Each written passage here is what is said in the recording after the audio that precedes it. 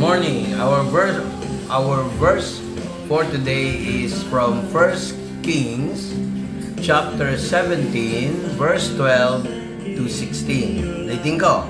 First Kings chapter 17 verse 12 to 16. Babasahin ko yung Ingles at yung Tagalog. Verse 12. And she said, As the Lord thy God liveth, I have not a cake, but a handful of meal in a barrel, and a little oil in a cruse. And behold, I am gathering 2 sticks, that I may dress it for me and my son, that we may eat it and die. And Elijah said unto her, Fear not, go and do as thou said, but make me thereof a little cake first, and bring it unto me, and after make for thee and for thy son. Verse 14, For thus saith the Lord God of Israel, The barrel of meal shall not waste, neither shall the cruse of oil fail, until the day that the Lord sends rain upon the earth. Ang topic po natin ngayon, knowing God's timing through His anointed ones, like your pastor, your elders in the church.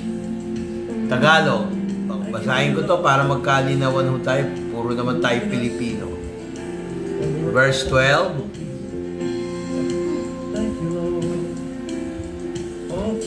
At kanyang sinabi, ang Panginoon mong Diyos ay buhay, ako'y walang kahit munting tinapay, kundi isang dakot na harina sa gusi, at kaunting langis sa banga. At narito ako'y namumulot ng 2 patpat upang ako'y pumasok at ihanda sa akin at sa aking anak upang aming makain bago kami mamatay. At sinabi ni Elias sa kanya, Huwag kang matakot, yumaon ka at gawin mo ang iyong sinabi. Ngunit igawa mo muna ako ng munting tinapay at ilabas mo sa akin, at pagkatapos gumawa ka para sa iyo at para sa iyong anak.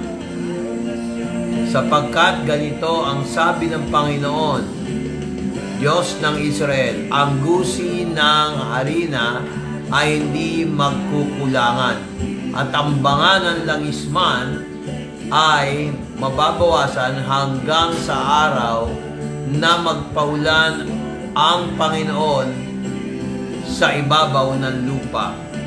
Verse 15, At siya'y yumaon at ginawa ayon sa sabi ni Elias, at kumain ang babae at siya at ang kanyang sangbahayanan ng maraming araw. Ang gusi ng harina ay hindi nakulangan, ang banga ng langis man ay nabawasan ayon sa salita ng Panginoon na kanyang sinalita sa pamamagitan ni Elias. Itong verse for today, our verse for today talks about scarcity and prosperity. Scarcity and prosperity based on the timing of God. Earn up to 50 pesos Kasi, back monthly when you kadalasan, pay Bank app. Get up to 3. Kadalasan ang buhay ng Kristiyano, nadali tayong mainip. Lahat tayo, pag meron tayong ine-expect sa Diyos, gusto natin mabilis. Tama? That's normal. Walang problema doon. Pero meron tip si Lord. Iba ang timing ng Lord sa timing natin. Nagkaroon ng taggutom sa Israel, tagtuyo, walang ulan for 3 days, kasi kinurse ng Lord through Elijah, o sa Tagalog version, Elias, na wag umulan ng 3 taon. Take note, pag hindi umulan ng 3 taon sa Pilipinas, ano kaya mangyayari? Taggutom, Maraming mamamatay at talagang tag-init. Dito, ginamit ng Diyos ang isang man of God. Sa panahon natin, maaaring prophet, maaaring pastor, no? Maaaring lingkod ng Diyos. Pero marami akong nakahabilong tao na minsan na problema sila dahil yung asawa nila nawala ng trabaho, yung iba naman nagdesisyon for good, for something, pero hindi kalooban ng Diyos. Minsan ginagamit ng Diyos ang alagad niya para ipahatid ang mensahe. Dito yung babae, sabi niya, kami ay hopeless na. Kikwento ko na lang. Sa verse 12, sabi niya, namumulot ako ng panggatong, ng mga patpat, para makapagluto, para makagawa ng tinapay, kahit maliit lang, sandakot, na harina, sabi niya, nilagay sa lalagyan, tapos sa banga, ilang dami lang ng mantika ay kaunti lang, hindi siya madami. Kaya, in-expect na nila, ikamamatay nila. Just imagine, walang ulan. Pati mga pananim, apektado, syempre, di ba? Ang Israel disyerto Yung ibang parte ng Israel, talagang disyerto.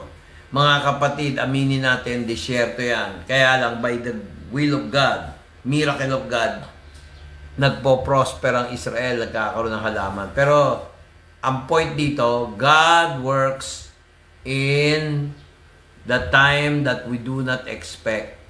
God's time is different. Kung minsan gumagamit ang Diyos ng kanyang lingkod para parating ang mensahe. Why? Hindi po lahat ng believers may gift of prophecy. Kung ano ang kalooban ng Holy Spirit, dinadaan niya sa lingkod. Hindi tayo nandito para sabihin, oy, ang galing ko, oy, anointed ako. Hindi. Ang punto ko, iba yung timing ng Diyos sa timing ng tao.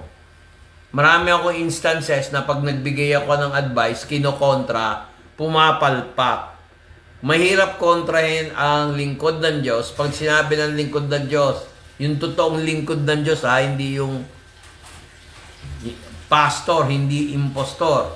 Pag sinabi, huwag mong gawin yan, at winarningan ka, talagang ganun ang mangyayari. Marami nga akong kilala na sinabihan ko alam mo, yung taong yan, hindi ko na lang banggitin kung sino, hindi rin ako nagpaparinig. Sabi ko, alam mo yung tao na yan, magtatrabaho ulit yan. Aalis ulit yan. Sabi nung kanyang asawa, hindi na aalis, mas gusto niya rito. Pero sinabi ko sa kanya noon, dahil ni-reveal ni Lord, aalis yan. Natupad, mga kapatid. Minsan kala nila nagyayabang, hindi. Ang pinupoint ko, iba ang revelation ng Diyos sa tao. Magiging ganun din kayo basta i-level up nyo yung inyong pagsusuri ng Biblia. Tingnan nyo si Elias, si Elijah. Prophecy niya, pinapunta siya ng Diyos dahil taggutom, inanoint niya si Elijah, binigyan niya ng mensahe. Doon ka pumunta sa may balo at makikain. Isipin mo walang cellphone noon, walang text message. Inuutusan siya ng Diyos, pumunta siya doon. Tapos, nung nagkita sila, sabi nung babae, nung nag-usap sila, alam mo, nakabudget yung mantika, nakabudget yung harina, nakabudget yung tubig. Baka mamaya maubaw. Sapat lang yun sa amin dalawa ng anak ko, kakaunti na lang. Kaya parang sinabi na rin niyang, hindi ka pwede dito kasi kapos kami. Maraming Kristiyano, lagi ang katwirang kapos. Kaya nagkakatotoo, kapos nga. Ayaw maglingkod sa Diyos. Tapos, o kaya ayaw din nilang suportahan ang lingkod ng Diyos. Kaya ang nangyayari, pag sila naman ang humihingi sa Diyos, laging nauudlot, laging may problema, dapat makahalata kayo doon. Ito ay very timing. God's timing is different from man's timing. Ang pagkakataon ng Diyos ay iba sa pagkakataon ng tao. You want your prayers answered? Connect with us. Why? This is the message of the word of the Lord.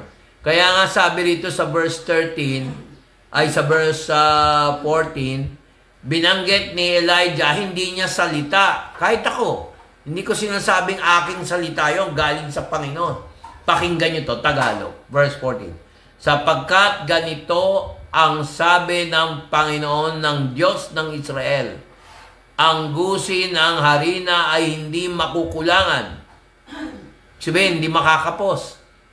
O banga ng langisman ay mabawasan hanggang sa araw na magpaulan ang Panginoon sa ibabaw ng lupa. There was famine, and God said, sa English, sa verse 14, please listen, sabi niya, for thus saith the Lord God of Israel, the barrel of meal shall not waste, neither shall the cruse of oil fail, until the Lord sends rain upon the earth. God knows the future and the past. God's timing is different from man's timing. Kaya nung sinabi nga ng Lord na hindi ka mauubusan ng mantika, hindi ka mauubusan ng arena, hindi ka kakapusin sa pagkain, natupad. Maraming tao, kaya nga sinabi ni Jesus, nung siya'y nangaral, siya yun eh.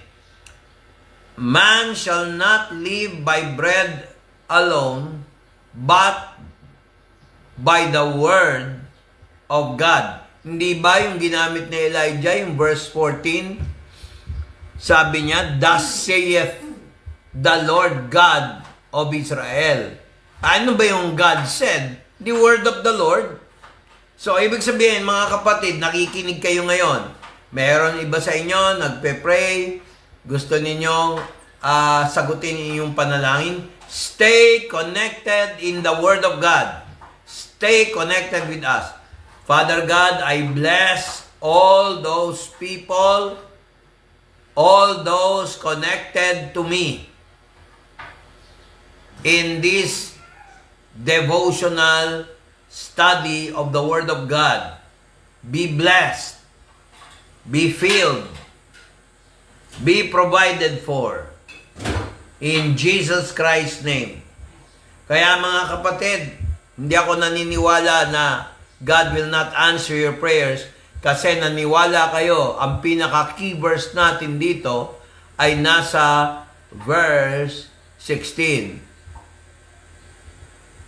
Sabi niya, and the barrel of meal wasted not, neither the cruse of oil fail, according to the word of the Lord, which He spake by Elijah. Naniniwala ako, meron ngayon nangangailangan. Kasi ang problema kasi, mga kapatid, huwag kayong magagalit, matatapos na tayo. Huwag tayong lalapit dahil meron lang tayong kailangan. Pagkagipit, wala na yung praise the Lord. Ang hirap nun. Naranasan namin ni Del yan. Kaya ako, mga kapatid, natataranta rin pag may problema. Tao lang ako eh. Pero pag naisip ko yung sinasabi ni Jesus Christ, whatsoever you shall ask in my name, that will I do, that the Father may be glorified in the Son. Ngayon, kinuha mo yung promise na yun, dinulong mo kay Jesus Christ, that Jesus will be glorified in Victor. Ako yun. Ngayon, sinare ko sa asawa ko, that Victor, hindi naman self-glory that Victor has glorified Jesus in Del. Tapos si Del naman, pag nagkwento, and Jesus Christ will be glorified in Victor and Del. So, lumilipat yung anointing kasi kinlaim mo yung pangako niya sa John chapter 14, verse 13. Bagamat iba ang timing ng Diyos, o Lord God has a different time, He answers prayers according to His decision. Kaya nga may Holy Spirit para makaabot yung ating panalangin sa Diyos at makapag-pray tayo properly. Property tayo ng Diyos, mahal tayo ng Diyos. Ba't ko sinabing property? Kasi pag-aari tayo ng Diyos eh. Kung ayaw nyo, bahala na kayo sa buhay. Ang sama ko, no? Pero hindi, biro lang yun. Mga kapatid, itong devotion natin ay para bigyan ng papuri, pasasalamat si Lord God of Israel, the Lord God of Abraham. Dapat natin tandaan yan. Yan yung Ama. Yan si Jesus Christ. They rejoice to see my day. God bless!